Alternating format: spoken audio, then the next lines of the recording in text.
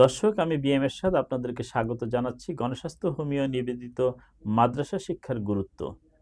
আমাদের সঙ্গে আজকের স্টুডিওতে আমন্ত্রিত অতিথি হিসাবে যিনি আছেন তিনি মাওলানা ডাক্তার সৈয়দ হাফিজুর রহমান। জনাব সৈয়দ হাফিজুর রহমান, আপনাকে আমাদের এসবিটিভির পক্ষ থেকে স্বাগত। আপনি কেমন আছেন? আপনাকেও স্বাগত জানাচ্ছি। আলহামদুলিল্লাহ ভালো আছি। আমার প্রথম প্রশ্নটাই আপনার কাছে যে আপনি একজন মাওলানা এবং আরাবিয়ান শিক্ষায় শিক্ষিত। আপনি ডাক্তারি পেশাটা কিভাবে রপ্ত করলেন? আমি ইসলামী শিক্ষার পাশাপাশি দেখলাম যে মানব সেবা, একজন রোগীকে সুস্থতা দান করা, এটা একদিকে যেমন সুন্নাত, আর একদিকে একজন মানুষ যখন সে সুস্থ হবে আম, তখন তার অনেক কষ্ট দূরীভূত হবে। আর ইসলামের মূল শিক্ষাই হচ্ছে মানুষকে কিভাবে সুখে শান্তিতে সমৃদ্ধিতে রাখা যায়, আহ, সুস্থ সবল রাখা যায়, সেটা হচ্ছে ইসলামের শিক্ষা। এজন্য আমি ইসলামী শিক্ষার সাথে সাথে চিকিৎসা পেশায়ও নিয়োজিত এবং হয়েছি। হাদিসে তো এটাও আসছে যে অসুস্থ রোগী যদি কারোর জন্য দোয়া করেন, সেই দোয়াটাও আল্লাহর কাছে আল্লাহর কবুল কাছে হয়। কবুল হয়। ঠিক আছে, ৩ আপনার শ্রেণীর কথা। মানুষের কাছে দোয়া করলে তার ভিতরে একজন সঙ্গে একজন অসুস্থ মানুষ। অসুস্থ মানুষ। তো সেক্ষেত্রে এই পেশাটা আমি মনে করি একজন আলেম ওলামাদের জন্য খুব ভালো একটা। খুব ভালো একটা পেশা, হ্যাঁ ঠিকই বলেছেন জি, আপনি। আমরা যে টপিকসটা নিয়ে আলোচনায় আসছিলাম যে মাদ্রাসা শিক্ষার গুরুত্ব। আমরা জানি বর্তমান সময়ে যে আধুনিক ডিজিটাল যুগ আমরা বলি, তো এই যুগে কিন্তু আমরা দেখি জেনারেল শিক্ষার বিভিন্ন মাধ্যম রয়েছে। কেউ ডাক্তার হচ্ছে, কেউ ইঞ্জিনিয়ার হচ্ছে এবং আদার্স অন্যান্য শিক্ষা ব্যবস্থাও আছে। তো বর্তমান সময়ের প্রেক্ষাপট আলোকে মাদ্রাসা শিক্ষার কতটা গুরুত্ব বলে আপনি মনে করেন? মাদ্রাসা শিক্ষার গুরুত্ব বলতে গেলে প্রথমে আমাদের চলে যেতে হবে একদম প্রথম অবস্থায়। ইসলাম আল্লাহর মনোনীত একমাত্র জীবন ব্যবস্থা, যে জীবন ব্যবস্থার মধ্যে ইহকালীন পরকালীন মুক্তি রয়েছে। যে শিক্ষা গ্রহণের মাধ্যমে মানুষ দুনিয়ার জীবনে যেমন সুখী শান্তি সমৃদ্ধিতে থাকতে পারবে, ঠিক পরকালীন জীবনও জাহান্নাম থেকে মুক্তি পেয়ে জান্নাতি হয়ে চিরসুখী জান্নাতে বসবাস করতে সক্ষম হবেন।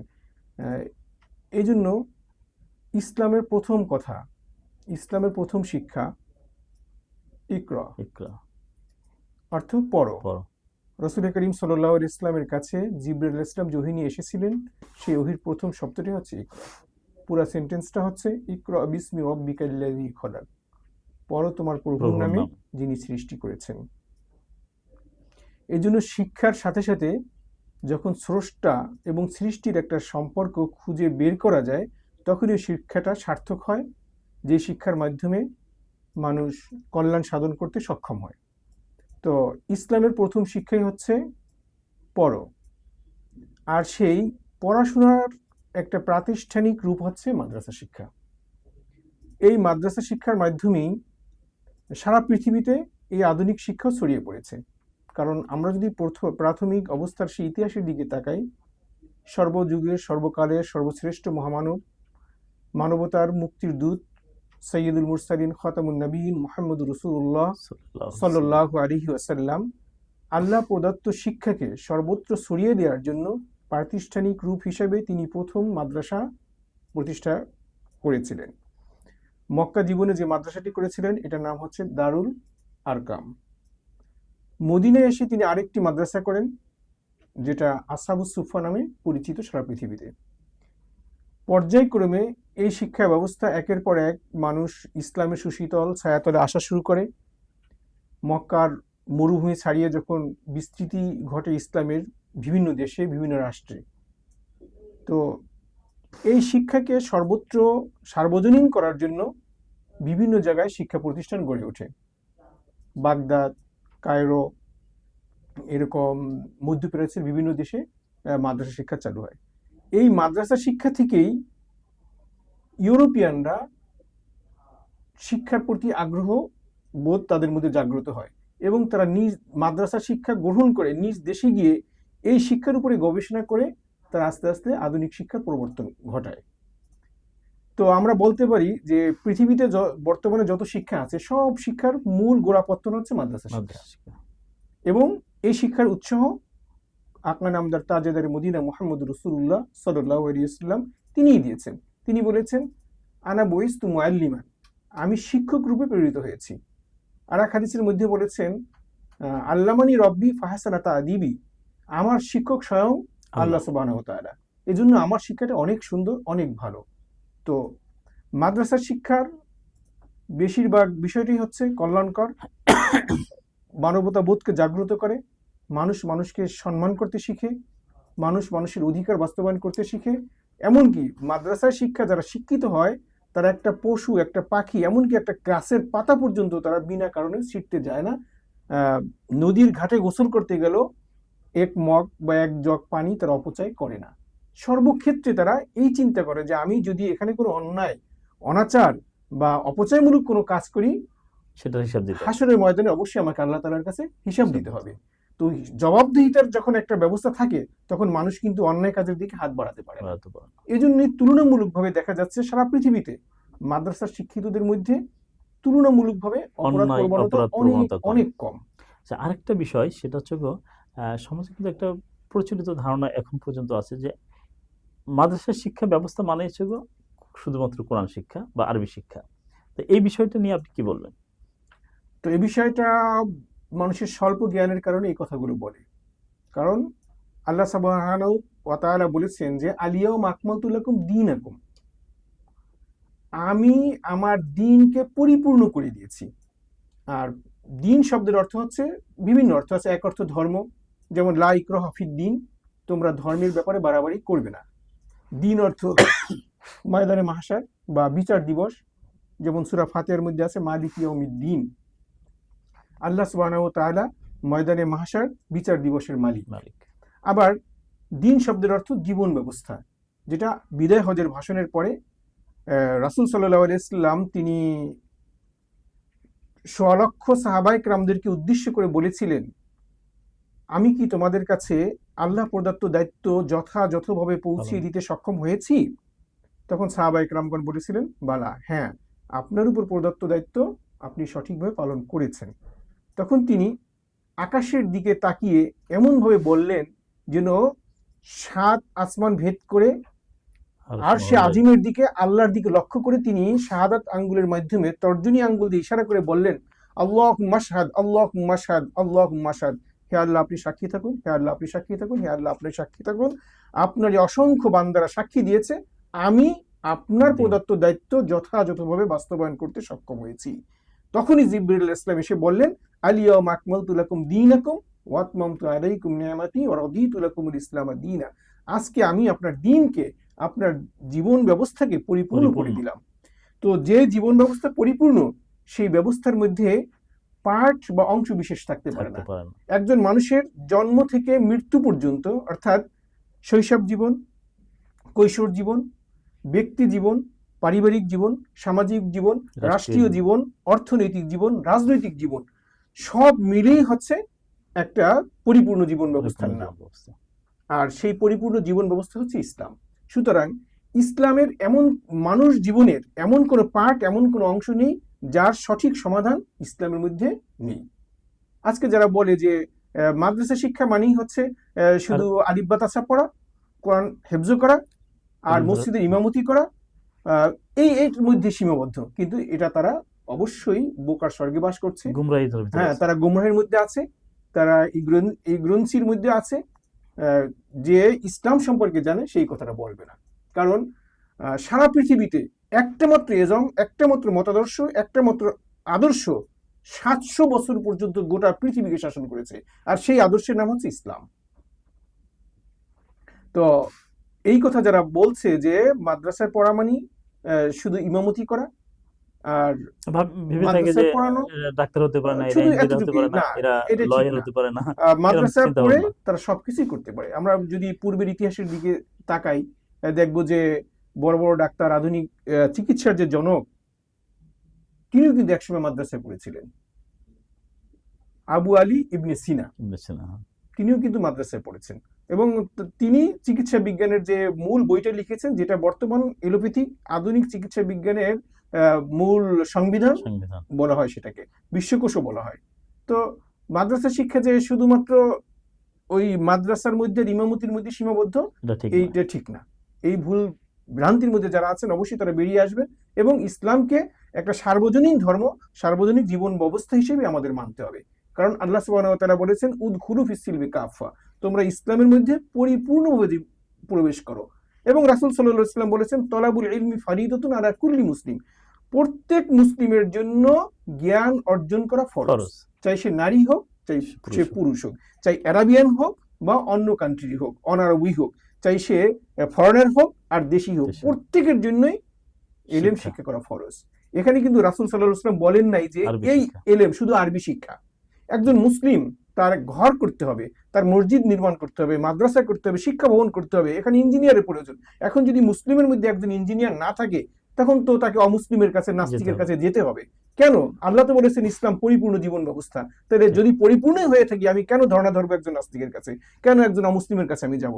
এই জন্য এই যে কথাটা বলা হচ্ছে যে ইসলাম বা আরবি শিক্ষা শুধুমাত্র মসজিদ, মাদ্রাসা আর ইমামতির জন্য, এই কথাটা সম্পূর্ণ ভুল। আবার দেখেন, একজন ডাক্তারের প্রয়োজন, আমার স্ত্রী প্রেগনেন্ট, তার পরীক্ষা নিরীক্ষার প্রয়োজন, আল্ট্রাসাউন্ডের প্রয়োজন, তার ডেলিভারির সময় তার সিজারিয়ান অপারেশন করা প্রয়োজন। ঠিক এখন যদি কোনো মুসলিম মেয়েরা ডাক্তার না হয়, ডাক্তার না থাকে, তখন অবশ্যই তাকে বেপরদা হতে হবে, তাকে একজন অমুসলিম ডাক্তারের শরণাপন্ন হতে হবে। কেন? রাসূল সাল্লাল্লাহু আলাইহি ওয়াসাল্লাম তো বলেছেন যে জ্ঞান শিক্ষা করা ফরজ। ফরজ। এই জন্য সামাজিকভাবে যে সমস্ত জ্ঞান আছে, এগুলো অর্জন করা ফরজে কিফায়া। প্রত্যেকটা সমাজে একজন ডাক্তার হওয়া, এটা ফরজে কিফায়া। প্রত্যেকটা সমাজে একজন ইঞ্জিনিয়ার হওয়া, এটাও ফরজে কিফায়া। প্রত্যেকটা সমাজে একজন বিজ্ঞ আলেম হওয়া, এটা ফরজে কিফায়া। আর ব্যক্তি জীবনে নিজের জীবন থেকে, নিজের জন্ম থেকে শুরু করে মৃত্যু পর্যন্ত ব্যক্তি জীবনে যে সমস্ত কাজের প্রয়োজন, এগুলো ইমান বাঁচিয়ে রাখার জন্য, ইমান রক্ষার এলেম শিক্ষা করা ফরজে আইন। ঠিক আমল করার জন্য আমলের যে সমস্ত এলেম আছে সেগুলো শিক্ষা করা ফরজে আইন। সাথে সাথে ব্যক্তি জীবনে রুটি রুজির সন্ধান, চাকুরি, ব্যবসা বাণিজ্য করার জন্য যতটুকু প্রয়োজন, ততটুকু ওই ব্যক্তির জন্য শেখাটা ফরজ। কারণ আল্লাহ বলেছেন যে ফাইজা কুদিয়াতি সলাতু ফান্তাশিরু ফিল আরদ, যখন নামাজ আদায় হয়ে যাবে তোমরা জমিনে ছড়িয়ে পড়ো এবং তোমরা কি করো? তোমাদের জীবিকা অন্বেষণ করো। এখন যদি জীবিকা অন্বেষণের মাধ্যমে আমি না বুঝি, সিস্টেমে আমি না জেনে, কিভাবে জীবন অন্বেষণ করব? আবার আরেক হাদিসের মধ্যে রাসূল সাল্লাল্লাহু আলাইহি ওয়াসাল্লাম বলেছেন ফারিদাতুন বাদাল ফরিদা, মানে ফরিদাতুন কাসবুল হালালি বাদাল ফরিদা, মানে আল্লাহর ফরজ সম্পন্ন করার পরে হালাল উপার্জন করা ফরজ। সুতরাং হালাল উপার্জন যেহেতু ফরজ, হালাল উপার্জনের সিস্টেম জানাটাও ফরজ। আমি যদি সিস্টেম পদ্ধতি না জানি, আমি কিভাবে হালাল উপার্জন করব? এই জন্য ইসলাম পরিপূর্ণ জীবন ব্যবস্থা এবং পরিপূর্ণ বিষয়টাই ইসলাম আমাদেরকে থিওরি হিসেবে দিয়েছে, শিক্ষার মধ্যে আছে। এই জন্য আমরা এই কথা বলতে পারি না যে ইসলাম আংশিক, বরং ইসলাম হচ্ছে পরিপূর্ণ। অর্থাৎ আপনি বলতে চান যে মাদ্রাসা শিক্ষার কোনো বিকল্প নেই, মাদ্রাসা শিক্ষার কোনো বিকল্প, একটা পরিপূর্ণ জীবন বিধান, এটা একটা পরিপূর্ণ জীবন ব্যবস্থা। এবং মাদ্রাসা যে শিখবে সে ব্যক্তি পথভ্রষ্ট হবে না, এক কথায় পথভ্রষ্ট হবে না, এক কথায় পথভ্রষ্ট হবে না। এবং বিশেষ করে দেখেন, আমরা আলোচনার মধ্যে এটা আসতেই পারি, আমরা যত জেনারেল ছাত্রগুলো হয়েছে, যারা মানুষ হয়েছে, আমরা বলি যে এরা মানুষ হয়েছে, ডাক্তার ইঞ্জিনিয়ার হয়ে টাকা পয়সা হলেই আমরা বুঝি যে মানুষ হয়েছে, কিন্তু এদের পিতামাতাই কিন্তু একটা সময় যে বৃদ্ধাশ্রমে আশ্রয় নেয়। কিন্তু এই মাদ্রাসা শিক্ষা গ্রহণ করে যারা ডাক্তার ইঞ্জিনিয়ার হয়েছে বা অন্যান্য পেশায় আছে, তাদের পিতামাতা কিন্তু এইভাবে আপনার বৃদ্ধাশ্রমে শেষ বয়সে যেতে হয় না, কারণ তারা হচ্ছে এই ধর্মীয় শিক্ষাটাও তাদের ভিতরে ঢুকে যায়, তারা বুঝে যে একটা বাবা মাকে শেষ বয়সে কি করতে হবে। তো জি, আপনাকে অসংখ্য ধন্যবাদ আমাদের এই গণস্বাস্থ্য হোমিও নিবেদিত মাদ্রাসা শিক্ষার গুরুত্ব শীর্ষক আলোচনায় অংশগ্রহণ করার জন্য। সর্বশেষ আপনি বর্তমান সময়ের দর্শকদের জন্য কি বলবেন? বর্তমান সময়ের দর্শকদের জন্য আমি একটা কথা বলতে চাচ্ছি, সেটা হলো ইসলাম পরিপূর্ণ জীবন ব্যবস্থা, এটা আমাদের দেশের মানুষ সবাই বুঝতো, কিন্তু ব্রিটিশ বেনিয়া গোষ্ঠী এই দেশে এসে মুসলমানদের সাথে সে কোনোভাবে পেরে উঠছিল না।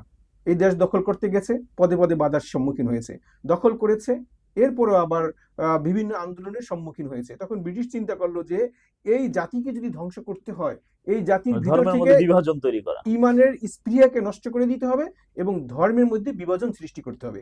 একটা জাতিকে যদি ধ্বংস করতে হয়, প্রথমে ওই জাতির শিক্ষা ব্যবস্থাকে ধ্বংস করতে হবে। এই শিক্ষাকে ধ্বংস করার জন্য আমাদের দেশের শিক্ষা ব্যবস্থা চারমুখী করে দিয়েছে। কিভাবে? এবং এক পক্ষ অপর পক্ষের শত্রু হিসাবে বর্তমানে দেখছে, প্রতিদ্বন্দ্বী মনে করছে, সহযোগী মনে করছে না। কিভাবে? আধুনিক শিক্ষার মধ্যে দুই ভাগ, একটা হচ্ছে আমাদের জেনারেল শিক্ষা, যেটা সরকার কর্তৃক স্বীকৃত, অনার্স মাস্টার্সের মাধ্যমে সর্বোচ্চ চূড়ায় বা হায়ার এডুকেটেড হয়, উচ্চশিক্ষা অর্জন করে।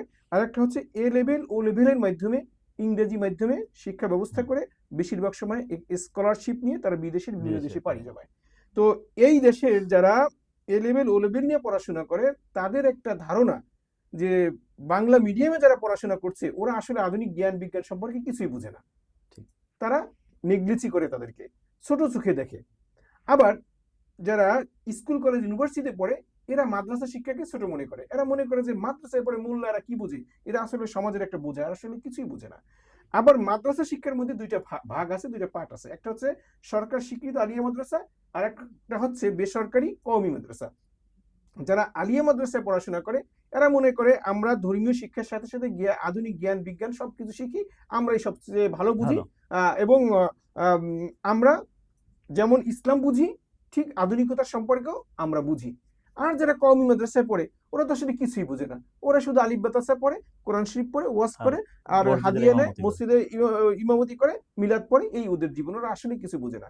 আবার যারা কওমি মাদ্রাসায় পড়াশোনা করে এরা বলে যে ইসলাম হচ্ছে পরিপূর্ণ জীবন ব্যবস্থার নাম, এই ইসলাম আমরা কোরআন এবং সুন্নাহ নিয়ে আছি, আমরা কোরআন সুন্নাহ পরিপূর্ণভাবে শিখছি। ওরা যেহেতু চতুর্দিকে ভাগ হয়ে গেছে, ওদের মেধাটাও ভাগ হয়ে গেছে, সুতরাং ওরা আসলে ইসলাম সম্বন্ধে কিছুই জানে না।